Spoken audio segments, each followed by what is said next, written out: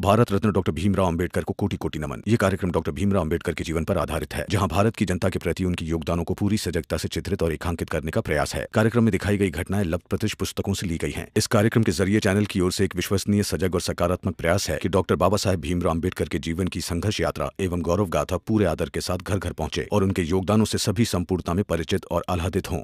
एक विचार को प्रसार की आवश्यकता होती है जितना एक पौधे को पानी की आवश्यकता होती है, अन्यथा दोनों मुरझा जाएंगे और मर जाएंगे। बाबा मेरी जात क्या है?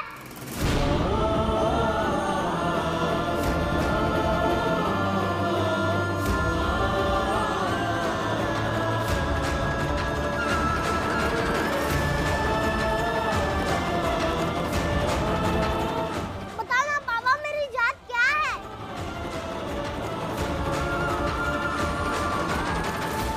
एक नाई ने एक भैंस के बाल काट दिए और मेरे बाल काटने से मना कर दिया और कहा कि अब मैं बाबा से पूछ गया।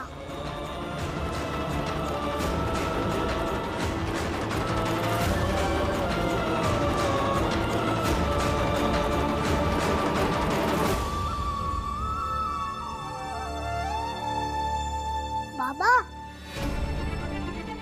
आई बुआ बताओ ना।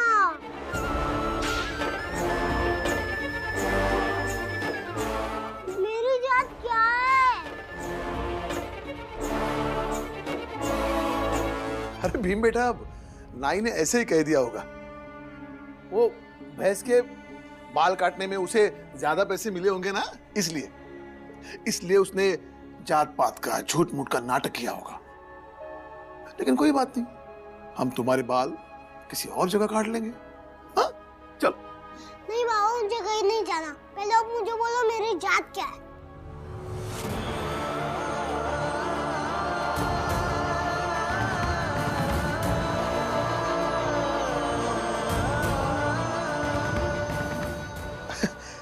अरे भीम बेटा, कहा तुम इन बातों में फंस गए? ये जात पात कुछ नहीं होती। होती है बीबा।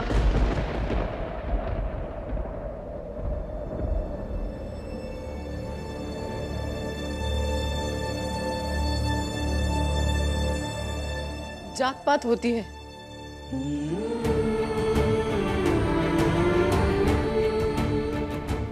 भीमा भाई, तुम बता क्यों नहीं देते उसे? बता दीजिए उसे वो किस जात का है। एक बार बता देंगे, समझ जाएगा तो दोबारा उठ के सवाल नहीं करेगा। भीमा भाई, तुम अभी चुप भी बैठो। वो अभी बच्चा है, इसे क्या समझ में आएगा? क्यों नहीं समझ में आएगा? अगर ठीक से समझाएंगे तो समझ जाएगा। भाभी रहने दो ना। कैसे रहने दूं दीदी? ये बात बीबा को समझाना जरूरी है, और ये नहीं समझाएंगे तो कौन समझाएगा? अरे क्या समझाऊं और कैसे समझाऊं?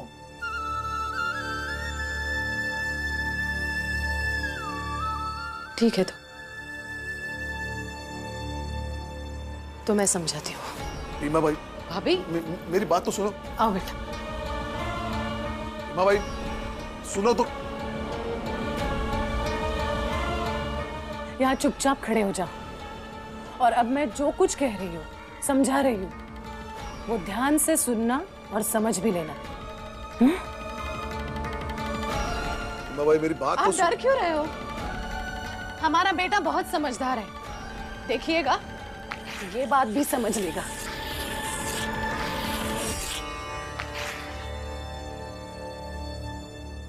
विवा, ये गोल घेरा पूरा समाज है। हाँ, यहाँ हम सब रहते हैं। हमारा आस पड़ोस, गली मोहल्ला, सब यहाँ रहते हैं इस गोल घेरे में।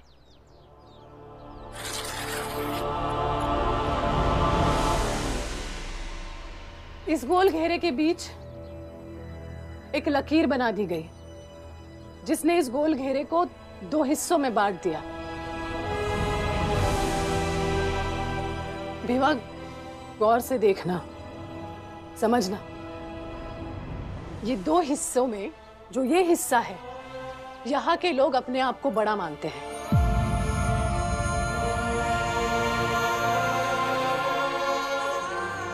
इस हिस्से में तुम्हारा स्कूल है, नाई की दुकान है, यहाँ तक कि ये सामने वाला चाय वाला भी है। सब लोग इसमें हैं। अब आता है ये हिस्सा जहाँ पे तुम खड़े हो। इस हिस्से में तुम हो, मैं हूँ, बाबा है, हम सब लोग हैं, हमारा परिवार है। विवाह यहाँ कुछ नहीं है दुत्कार के सिवा। इस हिस्से के लोगों से ये बड़े लोग घृणा करते हैं।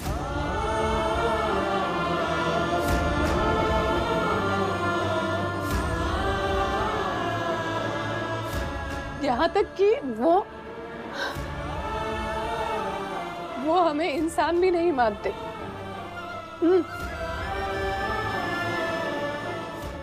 वो हमारे हाथ का पानी नहीं पीते, वो हमारे साथ बैठते नहीं हैं, हमारी परछाई तक से भागते हैं।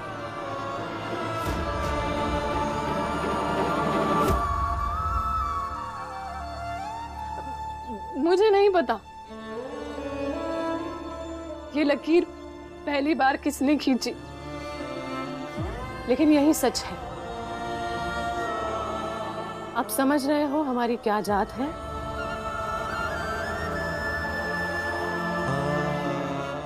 ये सच समझकर इस अपने हिस्से में रहोगे तो जीवन आसान होगा।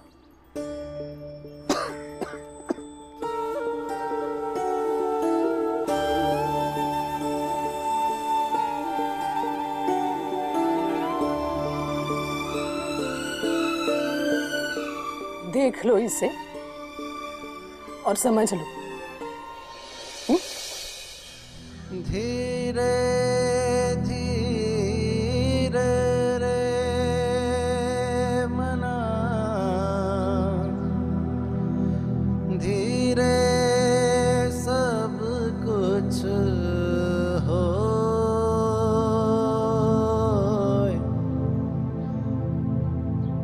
माली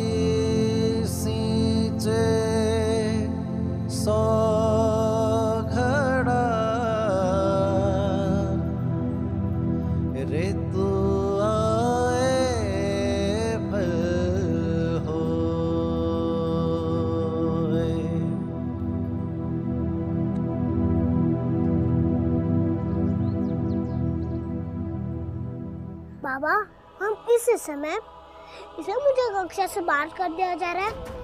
हम इस समय इसलिए मेरा बोरा सबसे अलग कर दिया जा रहा है। हम इस समय इसलिए मुझे चपरासी काका ठीक से पानी नहीं पिला रहे। हम इस समय इसलिए चपरासी काका ये कह रहा है कि पानी पीना है तो अपना लोटा ले आओ, मैं स्कूल में नहीं जाऊंगा। और ना ही बाल और नाखून कटवाने के लिए किसी नाई के पास। मेरे कहीं जाने से, छूने से, बैठने से किसको तकलीफ होती है, मैं किसको तकलीफ क्यों दूं? देखो बेटा, अब ऐसा नहीं कहते।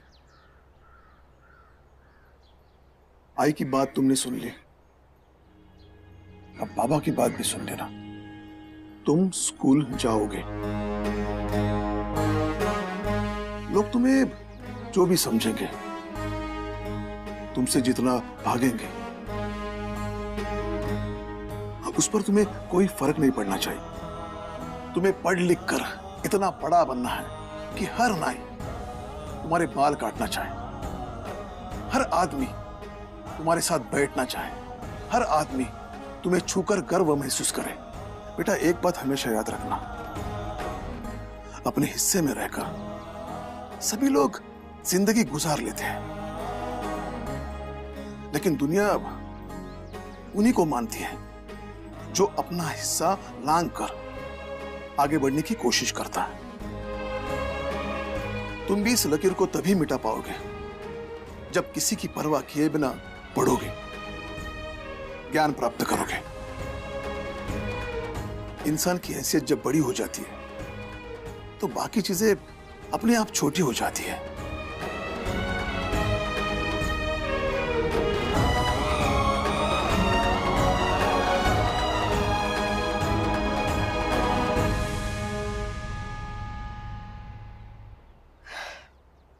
भाभी, ये कोई तरीका है समझाने का? भीम अभी बच्चा है। भैया समझा देते थे अपने हिसाब से। आपकी तबीयत ठीक नहीं रहती है, आप दुनियादारी की कम फिक्र किया करो ना। जो सच है वो कैसे छुपा रहेगा? कैसे छुपा कर रख सकते हैं उसे? मैंने कितनी बार इनसे कहा भीम को उसका सच बता दीजिए, लेकिन ये टालते रहे।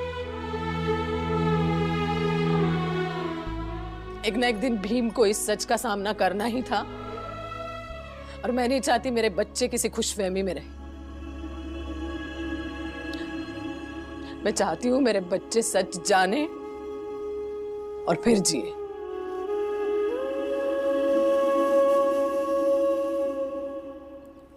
आई, हमारी जात तो नहीं बदल सकती, पर हमारी हैसियत तो बदल सकती है ना? हाँ? बाबा ने कहा है कि तुम ऐसा काम करो कि हर कोई ना तुम्हारे बाल काटना चाहे। और आई, अब मैं ऐसा काम करूंगा जिससे हर किसी को इज्जत मिले।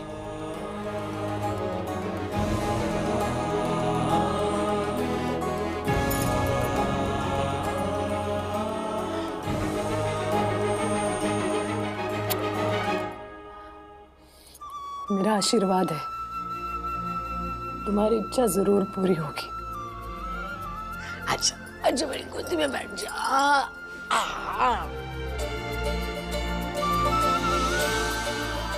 भीम बेटा कुछ खा ले, फिर मैं तेरे बाल कटवा के लाता हूँ।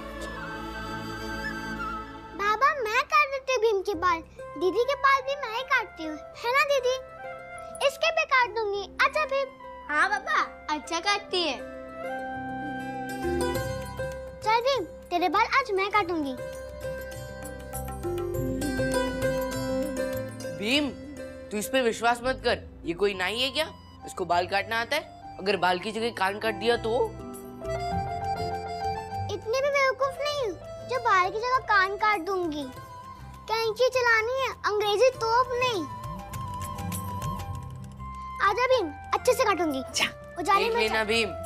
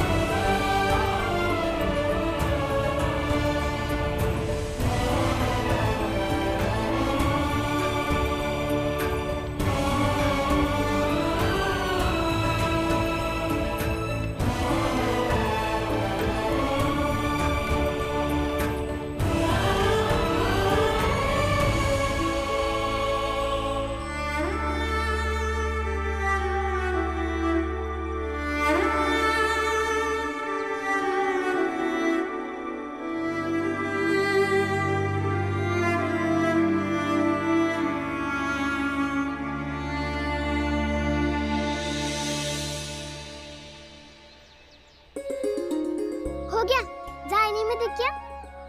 दीदी, आपने काटा है तो अच्छा ही काटा होगा। अरे भीम,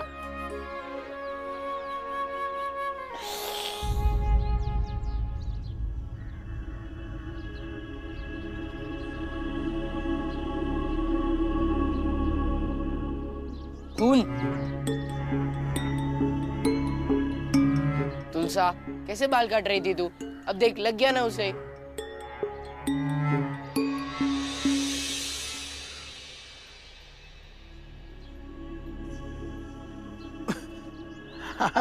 अरे भीम बेटा कुछ नहीं हुआ है, बाल काटते वक्त थोड़ा बहुत लग जाता है। तू पागल है क्या? ध्यान से कैंची नहीं चला सकती थी, अब लग गया उसे। अरे डांट क्यों रहे हो भैया? भीम को मुझे बोलना चाहिए था कि उसको लग रही है। दीदी, मुझे तो कुछ पता ही नहीं चला।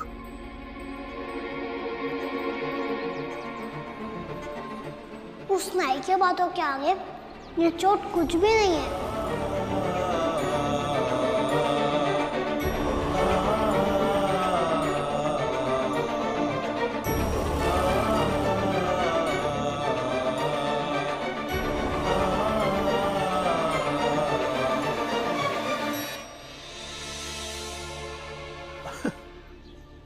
अरे भीम बेटा, दीदी ने बहुत ही अच्छे बाल काटे।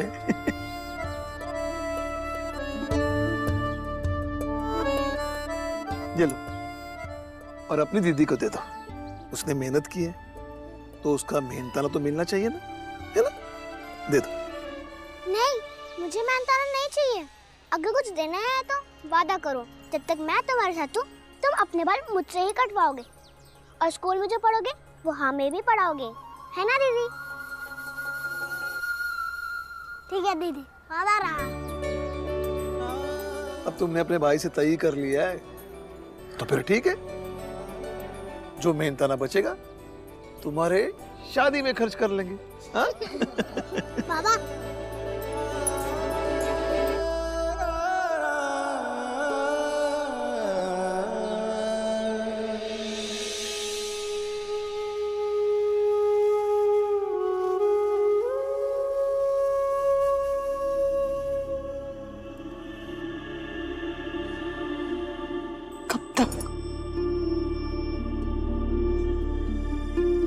कब तक चलता रहेगा ये सब? पता नहीं।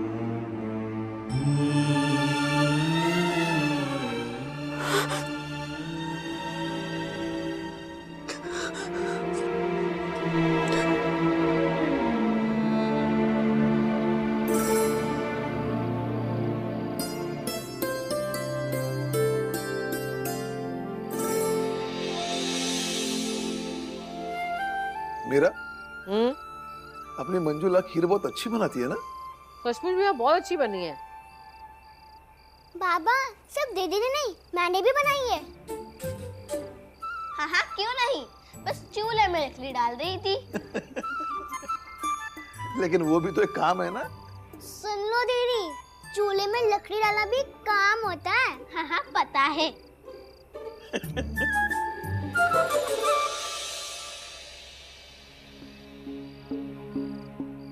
बाबा, आपसे एक बात कहनी थी। बोलो ना बेटा।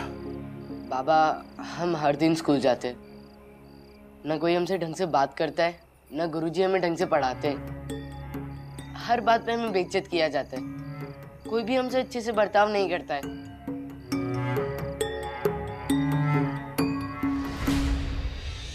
इसलिए मैंने सोचा है कि पढ़ाई लिखाई छोड़कर कोई काम धंधा सीख लेता हूँ।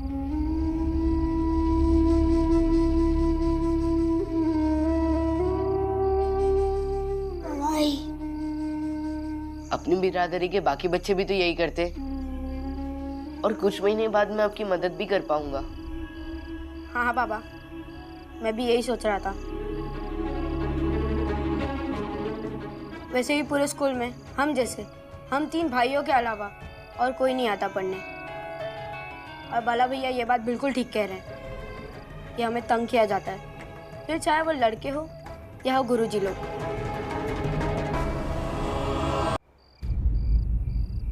ये क्या कह रहे हो तुम दोनों? नहीं, रुको, तुम दोनों को बोलने दो।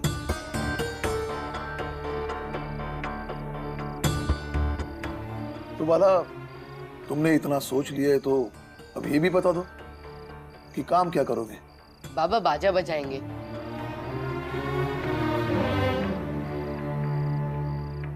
हमारी बिरादरी के सब लोग यही तो करते हैं। मैंने तो कुछ लोगों से बात भी की है, वो लोग कह रहे थे कि 10-15 दिन मेहनत करके सीखोगे तो अच्छा बाजा बजाने लगोगे, और कुछ महीनों में तो कमाई भी शुरू हो जाएगी।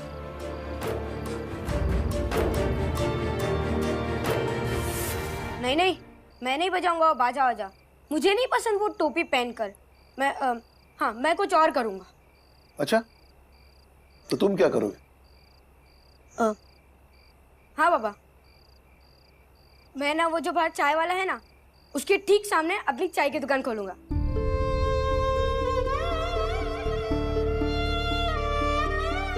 अच्छा, तो तुझे लगता है कि लोग तेरे हाथ की चाय पीने के लिए आएंगे? भीम नाई के पास अपने बाल कटवाने गया था, नाई ने बाल काटने से मना किया और लोग तेरे हाथ की चाय पियेंगे। मेरी बात मान, अपना ये बाजा बजाने वाला काम ही ठीक है। क्यों बाबा? भीम बेटा, तुम्हें क्या लगता है, बाला भैया का काम अच्छा है या आनंद भैया का चाय वाला काम?